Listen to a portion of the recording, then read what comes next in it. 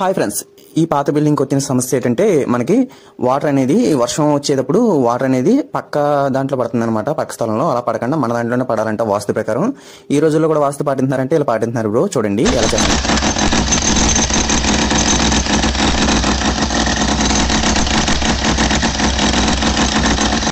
యాక్చువల్గా ఇది ఏమైందంటే ఈ స్లాప్ అనేది పెరిగిపోయి మన ప్రవారీ గోడ కన్నా ఎక్కువ ఉందన్నమాట. వర్షం వచ్చినప్పుడు పక్క స్థలంలో వాటర్ అనేది పడిపోతుంది అనమాట. అలా పడకూడదంట వాస్తు ప్రకారం. అందుకని స్లాప్ అనేది లెంత్ తగ్గించమన్నారు. మనకి మిషన్ తో కొడతారు. ఫస్ట్ మిషన్ తో కొట్టినప్పుడు కాంక్రీట్ అనేది ముక్కలుగా అయిపోద్ది.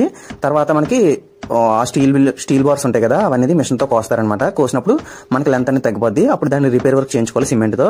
మనకి పైన వేదవిధిగా ఎలా ఉందో అలా వాల్ అనేది మళ్ళీ కట్టేస్తారనమాట. వాల్ అనేది కట్టేసాక మళ్ళీ నార్మల్ బిల్డింగ్ అవుతుంది. ఈ వర్షం వచ్చినప్పుడు మనకి మన బిల్డింగ్ లోనే వాటర్ పడుతుంది. దీనివల్ల వాస్తు అనేది సరవుతుందంట. అంత పాత బిల్డింగ్ కి ఇప్పుడు దాకా లేని తేడా ఇప్పుడు నుంచే వాస్తు అనేది ఎందుకు వచ్చిందంటే మనకి ప్రవారీ గోడ అనేది కట్టించుకుందాం అని అనుకున్నారు. అందువల్ల మళ్ళీ వాస్తు చూస్తే బిల్డింగ్ అనేది స్లాప్ అనేది పెరుగుందనమాట. అందుకని తగ్గించారనమాట. ఇదండి.